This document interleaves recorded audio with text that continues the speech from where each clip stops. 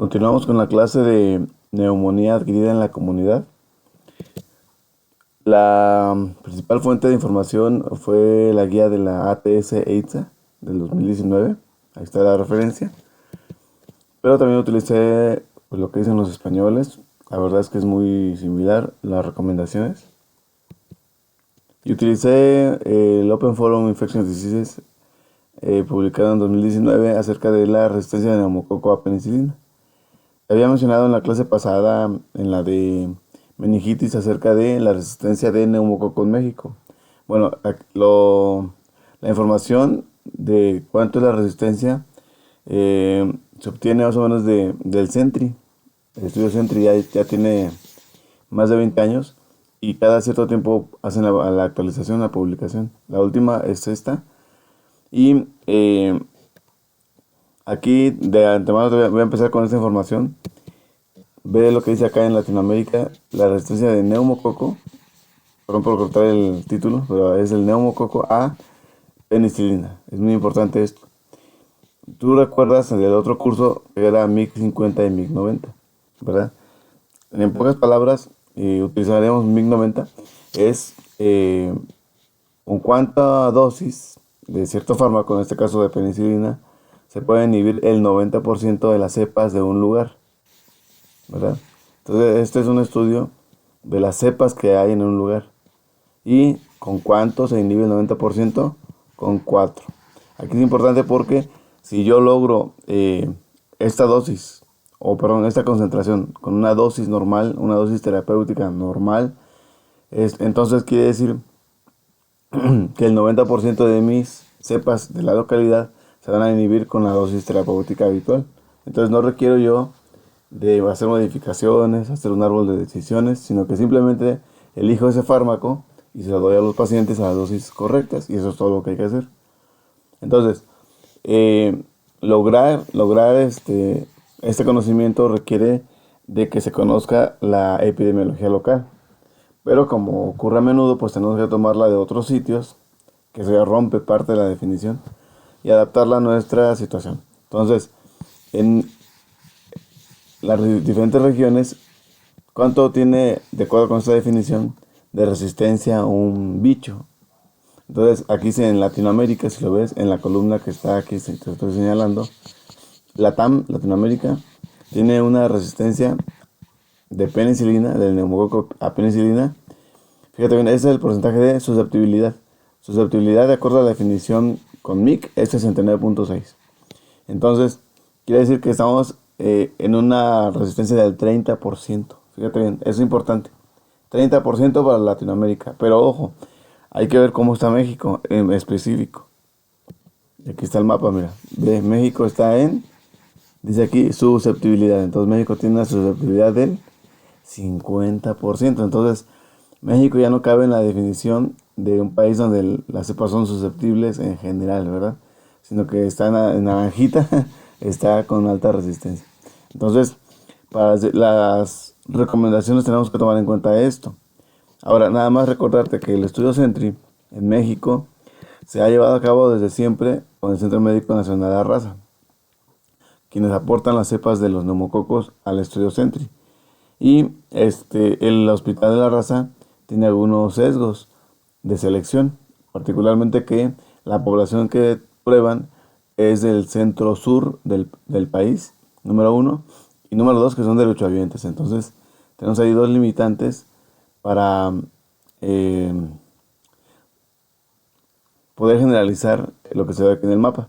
Igual en nuestra región, que no contribuye a esas cepas, podría ser diferente, pero eso requiere un conocimiento local, que es lo que de por sí siempre ha dicho lo que es el concepto de MIC 90, MIC 50. Más allá de eso, debo decirte que tenemos en los últimos 10 años más o menos dos, o si no me equivoco, tres aislamientos de neumococo en nuestro hospital. Entonces eso se debe a que quizás no estamos tomando el número de cultivos suficientes, pero también que estamos utilizando algodón para llevar algunas cepas o unas muestras al laboratorio. Ya sabes que el algodón mata las cepas de neumococo, entonces toda muestra que tú sospeches que tenga neumococo no debería cubrirse con algodón, porque baja la sensibilidad del cultivo. Bueno, entonces ya he dicho todo esto, cuando veamos la parte donde dice recomendable este antibiótico aquel, ya sabes que en nuestro país vamos a modificarlo un poquito por esta resistencia. Entonces la neumonía en general es una infección del parénquima pulmonar.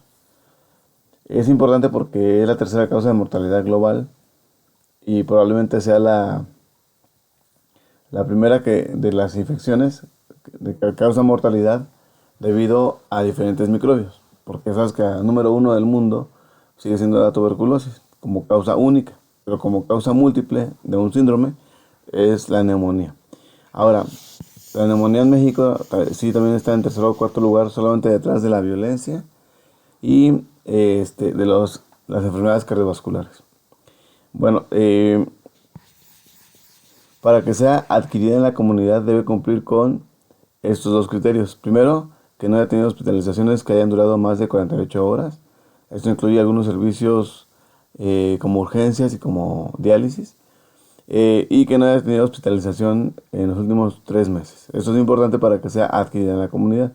Si el paciente estuvo internado por más de 2 días y o estuvo hospitalizado en los últimos 90 días, entonces se considera que no es adquirida en la comunidad, sino que es hospitalaria.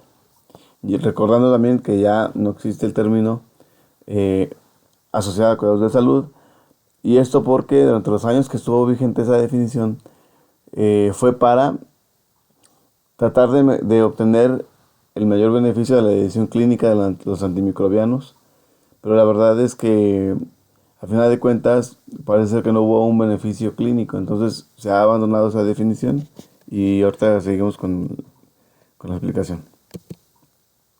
La causa más común de neumonía adquirida en la comunidad en adultos sigue siendo bacteriana. Ciertamente hay otras etiologías, como ocurre con los virus, sobre todo en lugares y momentos. Por ejemplo, en temporada de invierno es más frecuente que haya influenza viral o infección por metaneumovirus, muy poco virus incisional respiratorio. Pero otras causas, por ejemplo, la neumonía micótica, como Aspergillus, solo en poblaciones muy específicas, como ciertas comorbilidades, histoplasma, coccidioidomicosis, eh, en lugares específicos del país y con antecedentes también particulares. Y neumonía por parásitos, básicamente la migración larvaria de Ascaris, por ejemplo, o estrongiloides, las cuales son las neumonías o síndrome de Loeffler, las cuales también ocurren con cierta frecuencia y se requiere un alto índice de sospecha para incluirlas, lo cual no hay que perder de vista. Aunque esta última, la neumonía, el síndrome de Loeffler, es más común en niños menores de ciertas edades. Entonces, en adultos, pues sí tenemos que considerar como primera causa las bacterianas. Y de estas, en todos los contextos, en todos los grupos, tanto si tienen ciertos comórbidos como si han estado hospitalizados previamente, la causa número uno son los neumococos. Entonces, en todas las series y en todas las condiciones, en todos los grupos etarios, el neumococo es el número uno y por eso era importante revisar cómo se encontraba su susceptibilidad a la penicilina. Entonces, en esta serie, que está publicada ahí donde tú ves la referencia, se pone que es el 35%. Ahora, como grupo muy cercano en cuanto a porcentaje, en cuanto a frecuencia, están las bacterias atípicas. Legionella, Mycoplasma, Clamidófila, Coxiella. Dos precisiones. La primera, que ya no es clamidia, es clamidófila desde hace ya muchos años. Segundo, bacterias atípicas es el término heredado, porque lo atípico fue definido a principios del siglo para la neumonía. Lo atípico es la neumonía. Estamos hablando de un tiempo donde había menos tecnología, donde ocurrían, se esperaba pues de una neumonía que tuviera tos, expectoración, fiebre, y que al escuchar el tórax se escuchaban estertores. Y de pronto había neumonías que tenían estertores, pero no tenían eh, tos, disnea, expectoración, sino que tenían diarrea. Tenían fiebre, diarrea y tos, por ejemplo. Entonces, a la hora de tomar una radiografía, en la neumonía típica se veía esa zona triangular, ¿verdad? Eh, la cual sugería pues una afección lobar. La neumonía lobar era la neumonía típica, pero la neumonía que no se manifestaba así y que en la placa de tórax no se veía como una zona triangular, se le llamó atípica. Entonces lo típico o atípico hace referencia al diagnóstico clínico y radiológico de la neumonía. Y por extensión, las bacterias que la causan o que más frecuentemente causan esos otros síndromes, que no son los típicos, se les llamó causas o bacterias atípicas. Bueno, en esta serie que habla de las... En este segmento del artículo que yo tomé, como tú lo puedes comprobar después, te vas a dar cuenta que son los pacientes externos. Entonces, en las causas externas, aquí vienen los virus respiratorios, yo te decía, influenza viral, metaneumovirus, el virus sincicial respiratorio, que es infrecuente en adultos, pero existe. Y bueno, la segunda bacteria más frecuente en esta serie fue Haemophilus influenza. Con la vacunación, lo cierto es que en pacientes no fumadores y que no tienen EPOC ha prácticamente desaparecido. Entonces, esta situación hace que de todas las bacterias que haya que recordar, hay que cubrir, por supuesto, los neumococos y los atípicos. Hay que tomar en cuenta eso. Bien, una cosa más. El Streptococcus pneumoniae no contiene o no produce beta-lactamasas, pero el Haemophilus sí. Y por supuesto, los gram negativos que andan por acá abajo también. Entonces, cuando yo tenga que cubrir a mis bacterias, tengo que cubrir al neumococo y también a los atípicos. Y no olvidar que por ahí está Haemophilus que genera beta-lactamasas. Entonces, no olvidar eso porque a la hora de decidir qué medicamento doy, tengo que ver si doy o no un inhibidor de beta-lactamasa.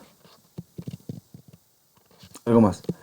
Los otros microbios, sobre todo gram negativos, que en el contexto ambulatorio, en el contexto comunitario, pues son causas muy poco frecuentes. No olvidar que existen, pero son infrecuentes. Incluyendo el Staphylococcus aureus, una causa frecuente de otras enfermedades, no es lo más frecuente en neumonía. Y como ves, independientemente de la estación del año, siempre son los más frecuentes los neumococos y en segundo lugar los atípicos. ¿Cómo ocurren las infecciones pulmonares?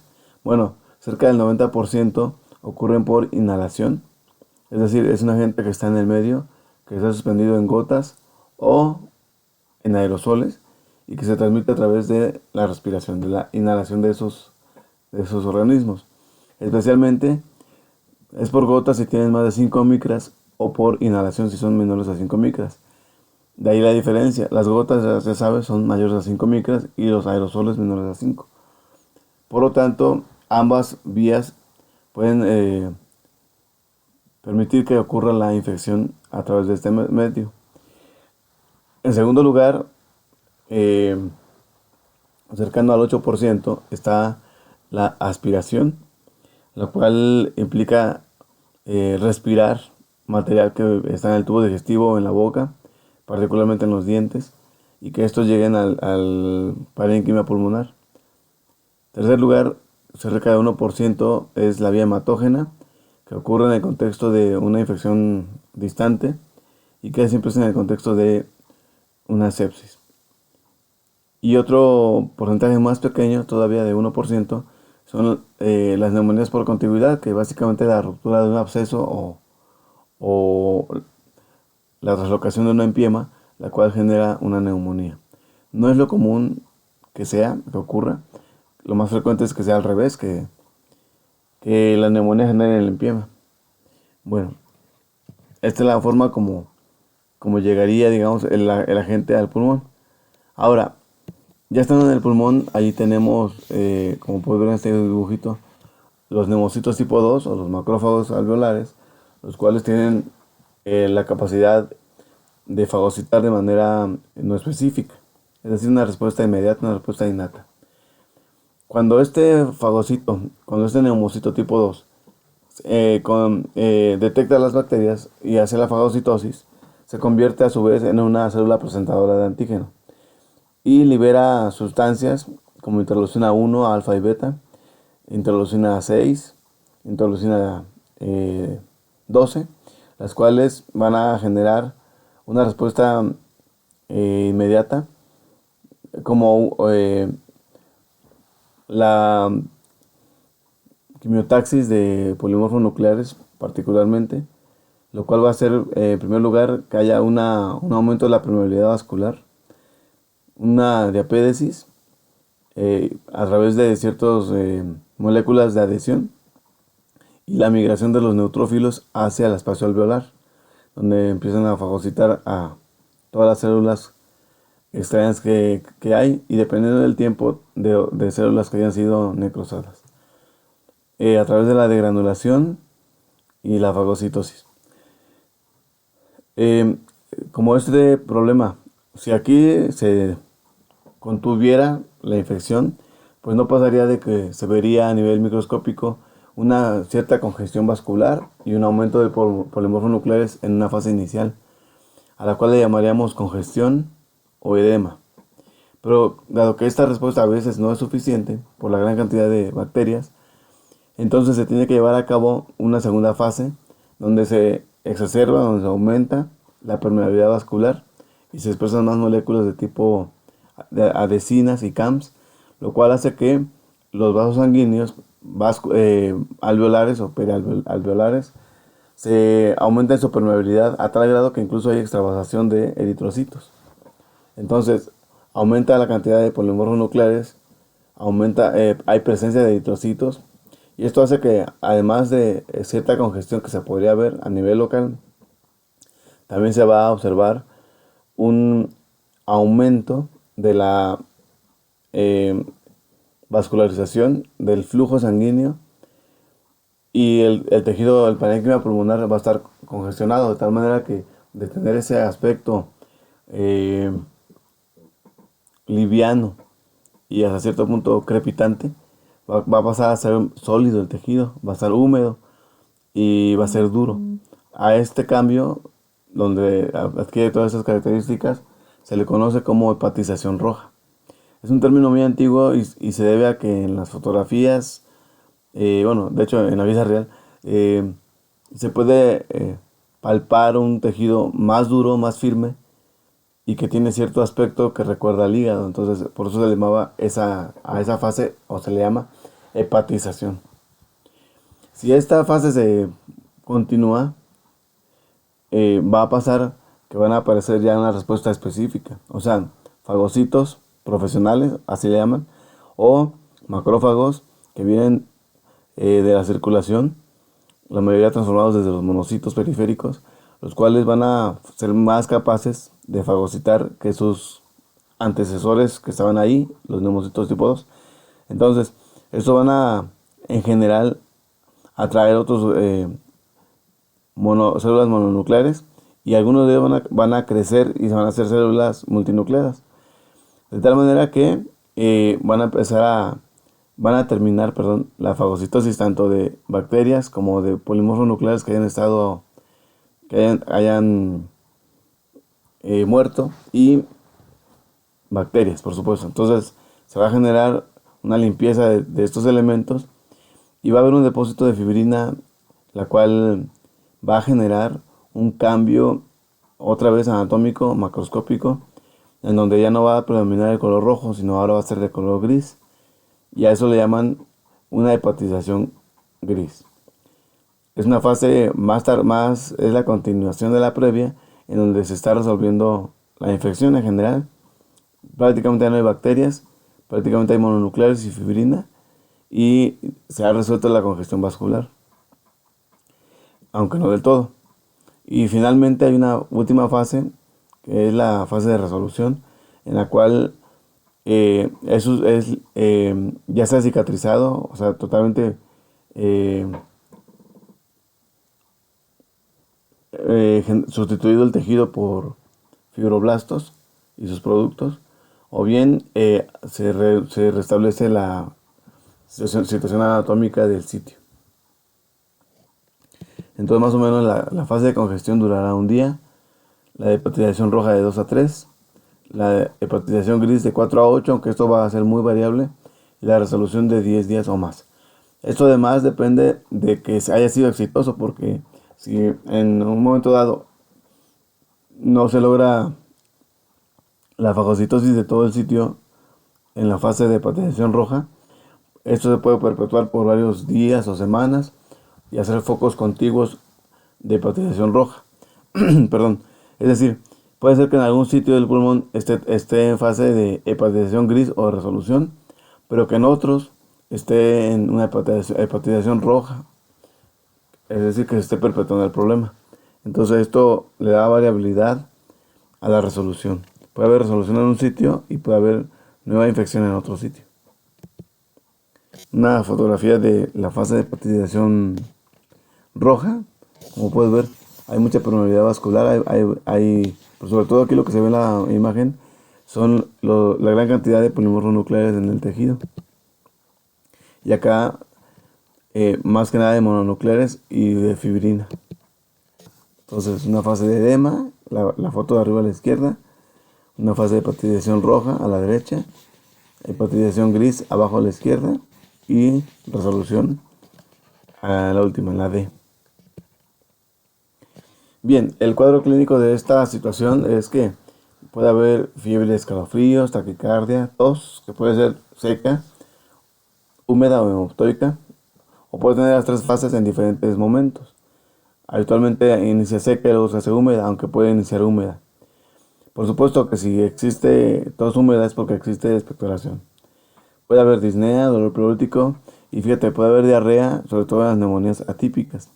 Una neumonía atípica, en vez de dar fiebre, tos y expectoración, va a dar fiebre y diarrea, por ejemplo. Fiebre, tos y diarrea. Bueno, también puede haber taquipnea, un síndrome de consolidación pulmonar. El sector crepitantes es muy importante. Y puede haber otros tipos de sonidos como sectores bronquiales o un síndrome de interposición pleural cuando ocurre derrame pleural. De ahí que Fang hace ya muchos años haya establecido sus criterios diagnósticos como la presencia de un infiltrado pulmonar con un criterio mayor o dos menores. Aquí la situación es que este método, los criterios de Fang, tienen una alta sensibilidad, como puedes ver aquí. Sin embargo, tienen baja especificidad porque otros diagnósticos que no son neumonía también dan criterios de Fang positivos. Pero los criterios de Fang positivos tienen la ventaja de que, aunque diagnostiquen de más, nunca, o es frecuente que diagnostiquen de menos. Entonces, por eso tiene un valor predictivo positivo cercano al 90%, lo cual es muy bueno. Bien.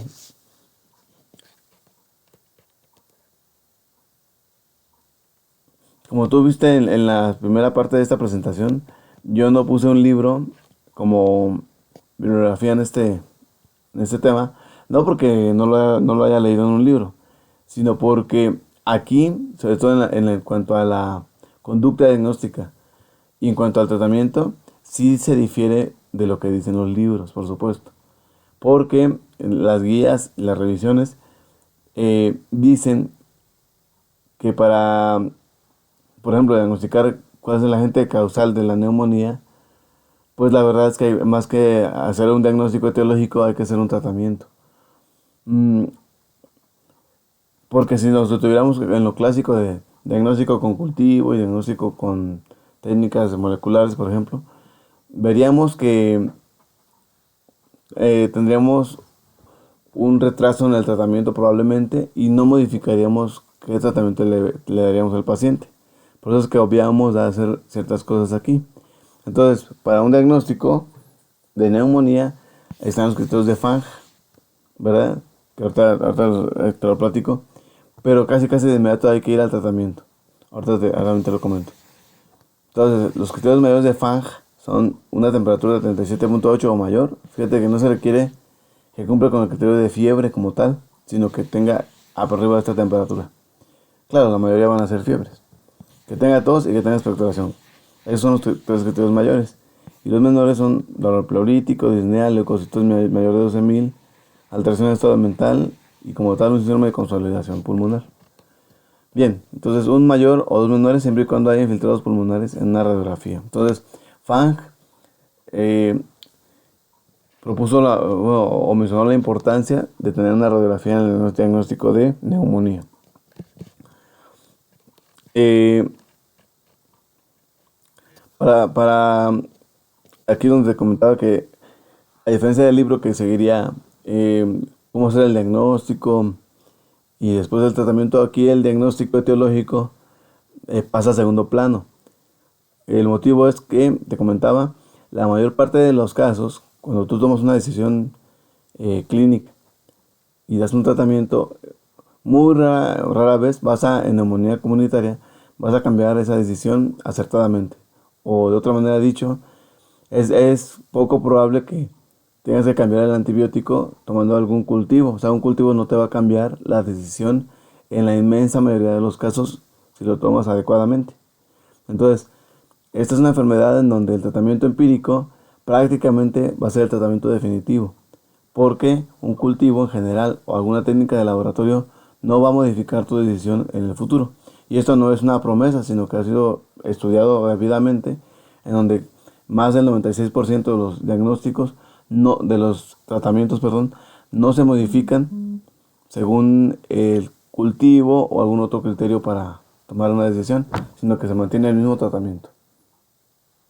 Por supuesto, si la evolución clínica es desfavorable, hay que buscar la causa y corregirlo. Bien, esto que está acá hace referencia al índice de severidad. Eh, Tú sabes que hace varios años hubo un grupo colaborativo, ¿verdad? El grupo PORT. Hicieron una escala de severidad de la neumonía o PSI. Entonces, la cual definía, número uno, si tenía que hospitalizarse el paciente o no. Y número dos, qué tratamiento antibiótico darle. Entonces, este grupo han definido una política de salud muy acertada porque no solamente dirige la conducta médica, sino además el tratamiento. Entonces, tú ya la conoces, aquí nada más te pongo las clases. ¿Y para qué nos sirve definir una clase u otra? Para dar manejo hospitalario o extrahospitalario, o quedar en esa intermedia clase que sirve para decidir, de acuerdo a otras características, si se queda o se va el paciente. Y esto basado en la mortalidad que tiene cada una de esas clases, ¿verdad? Si el paciente tiene cierto número de puntos, que ahorita te muestro la escala, tendría que quedarse en el hospital. Ahora, no olvides que hay criterios más allá del PSI, en donde si el paciente, por ejemplo, pues no puede comer, no puede tomarse los antimicrobianos, pues ese paciente debería quedarse en el hospital, ¿verdad? Aquí está una parte de la tabla, es una tabla muy larga, pero te da puntuación. La mayoría de nosotros lo hacemos con la calculadora y pues te da la clase. Incluso a veces te sale ahí depende de qué aplicación tengas, pues te da la eh, recomendación de hospitalizar o egresar, etcétera. Entonces son variables clínicas y variables de laboratorio, inclusive algunas radiológicas para poder definir la puntuación del PSI. Ahora, la BTS, la Sociedad Británica de Tórax, antes de que existiera el PSI, había hecho una escala mucho más sencilla de recordar y con una aplicación similar a lo que es el PSI. La ventaja del CURP 65, que aquí está la imagen, es que es fácil de recordar y fácil de aplicar, incluso no requiere calculadora. Y sobre todo que los resultados son reproducibles y comparables al PSI. Entonces, si en algún momento dado no recuerdas la gran, digamos, el sistema de puntuación del PSI, pues puedes recurrir al CURP 65 o en su defecto al CRB 65. Eso es para pacientes que no tienen el valor del BUN. Y entonces decidir, porque se decide igual si lo tratas de forma externa, si lo ingresas o va a cuidados intensivos. Esta diapositiva muestra la aplicación del índice de estabilidad de neumonía, acerca de cuál sería la conducta médica a seguir, particularmente en cuanto a si se tiene que hospitalizar al paciente o no, y con qué tratamiento antimicrobiano. Entonces, si el PSI está por debajo de 70, se considera de bajo riesgo. Si tiene más de 91, perdón, se considera alto riesgo. Y entre ellos dos es un riesgo moderado. ¿Qué se hace con el bajo riesgo y el riesgo moderado? Se tiene que ver si hay alguna otra consideración, comorbilidades o condiciones, como insuficiencia cardíaca, como daño pulmonar previo, falla hepática, falla renal, diabetes mellitus, neoplasias, asplenia, como ven aquí. Si no tiene nada de esto, el paciente podría irse a casa con tratamiento ambulatorio, ya sea, fíjate bien, amoxicilina sola, doxiciclina sola o macrólido solo. Dice aquí si la resistencia local es menor al 25%. Entonces nosotros no podríamos dar este tratamiento. Para nosotros no existiría este primer cuadrito, sino que siempre tenemos que ponerle el siguiente cuadrito, porque nuestra resistencia es cercana al 50%. Entonces tenemos que usar amoxiclav, ¿verdad? Con macrólido o doxy. Aquí hay un punto importante porque en la guía previa, que ya tenía muchos años, creo que era del 2011, decía que no debería combinarse doxy con amoxi. Y de hecho, durante muchos años se ha dicho que son antagónicos y que aumentan la mortalidad. Pero desde hace algunos años para acá se demostró que no hay tal aumento de la mortalidad y sí hay algunos beneficios. Entonces, amoxiclav más macrólido, o sea, por ejemplo, claritromicina o acitromicina, o amoxiclav con doxiciclina, o monoterapia con quinolona respiratoria. Y recordarte aquí, porque pues una clase, quinolona respiratoria hace referencia a levofloxacina, moxifloxacina, gatifloxacina, gemifloxacina. Probablemente gatifloxacina ya no se encuentre fácilmente por la alerta de seguridad que hizo hace muchos años acerca de pacientes diabéticos. Se llaman quinolonas respiratorias porque son capaces de inhibir el desarrollo de neumococo. No tiene nada que ver con la situación anatómica del pulmón, sino con el neumococo. Por eso se llaman quinolonas respiratorias. No son quinolonas respiratorias la ciprofloxacina, ni ofloxacina, ni norfloxacina. Entonces, no se deben dar estas como sustitutos de levo, moxi o gemi. Muy bien. Ahora, si el paciente tiene alto riesgo, debería considerarse el manejo hospitalario. Y de acuerdo a si el paciente tiene o no criterios de severidad o de gravedad, que ahorita te los voy a mostrar, tú ya te lo sabes, se tiene que dar un tratamiento u otro. Ya sea, si el paciente no tiene criterios de severidad, otra vez beta-lactámico con macrólido, solo que aquí sería por el beta-lactámico sería hospitalización y manejo intravenoso. O quinolona respiratoria intravenosa. O beta-lactámico otra vez intravenoso con doxiciclina. Entonces, en vez de ser el beta-lactámico amoxiclav, tendría que ser, por ejemplo, cefalosporina de tercera generación, podría ser ceftriaxona, podría ser cefotaxima. Cefuroxima incluso, segunda generación. Ahora, si el paciente sí tiene criterios de severidad, de neumonía grave, se debe usar otra vez beta-lactámico de macrólido y, o beta-lactámico con quinolona respiratoria. ¿Cuál es la diferencia? Bueno, que acá el beta-lactámico habitualmente puede ser una cefalosporina de cuarta generación, piperacina tazobactam o carbapenem. Y que en el segundo renglón van en conjunto, no como acá que son separados, sino van conjuntos. ¿Qué es lo que define neumonía grave? Primer punto, ya tuvo criterios de severidad mayores de 91 puntos.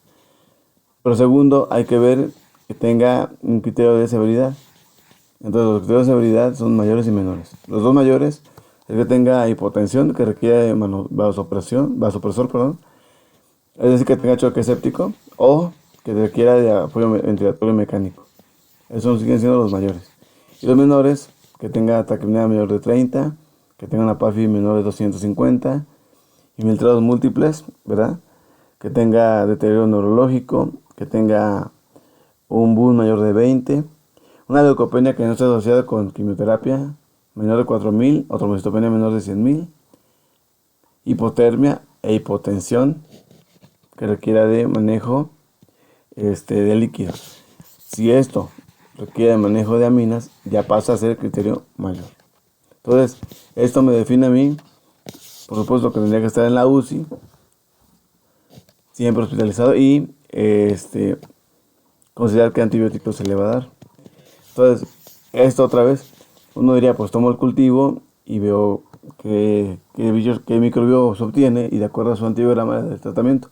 Bueno, esto ha mostrado que ocupa tiempo, que es menos eficiente que tomar la decisión en el momento y que cuando yo tengo el cultivo generalmente no va a cambiar lo que yo le puse al paciente si lo decidí adecuadamente.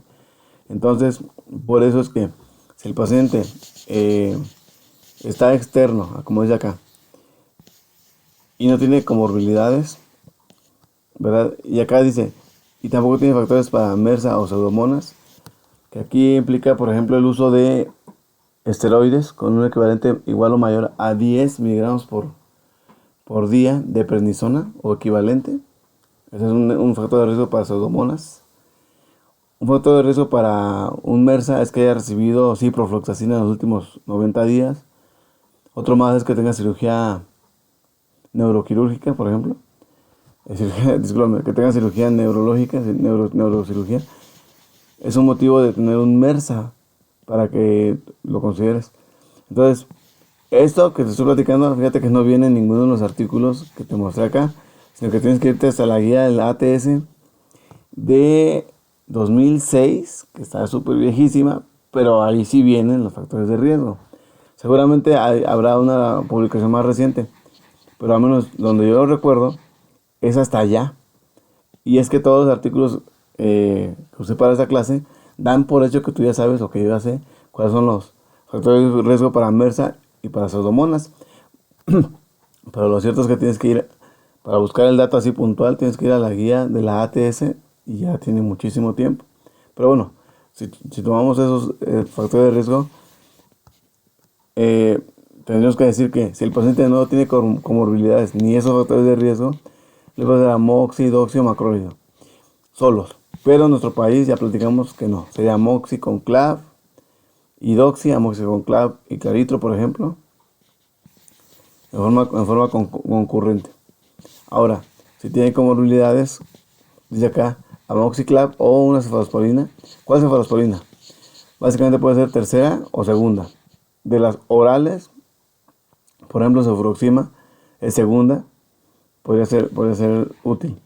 Y, dice aquí, y macrólido o doxiciclina, ¿verdad? Y si no, una monoterapia con quinolona respiratoria.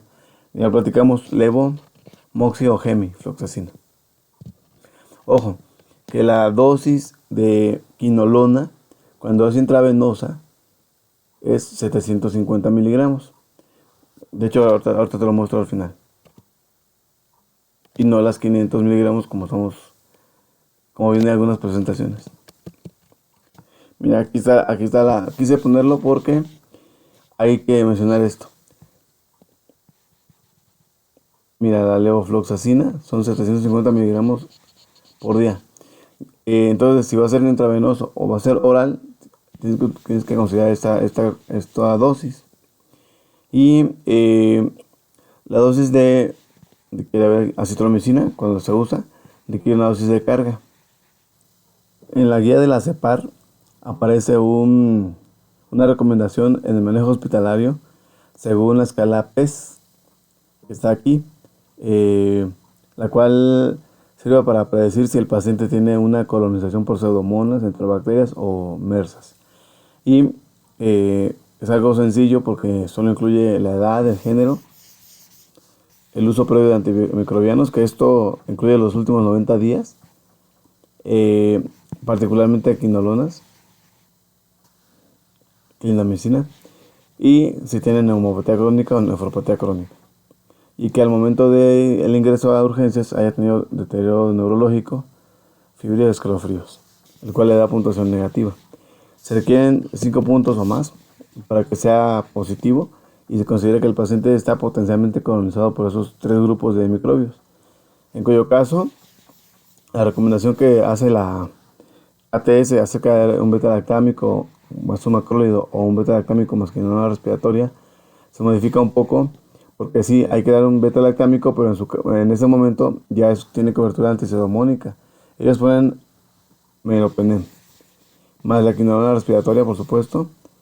Solo que aquí la dosis que ellos sugieren es una dosis diferente. Porque aunque uno dice, pues es menos, en realidad es más porque son 2 veces al día. ¿Verdad? Esto tiene finalidades de ser antipseudomónica. Y por último, agregarle a esta combinación un antimersa, ¿verdad? Entonces, linezolida, sertralina, probablemente ellos, al ser de aquella localización del mundo, al ser europeos, no consideren poner la vancomicina, pero en nuestro medio probablemente habría que considerarse vancomicina, dado que no tenemos disponibilidad de sertralina. Y aquí hay que notar que meropenem con sertralina es un antagonismo necesario, ¿verdad? Lo cual le decimos manejo concurrente. Es una indicación que yo no había visto previamente, pero bueno, ellos aquí lo ponen. Entonces, básicamente lo que hay que decir aquí es que si hay riesgo de colonización por estos microbios, que acá están los riesgos, digamos, habría que considerar escalar de inicio a un tratamiento que tenga antipseudomonas y antimersa. Y me llama la atención pues esta dosis de la levofloxacina. Muy bien, con esto concluimos la clase de la neumonía adquirida en la comunidad.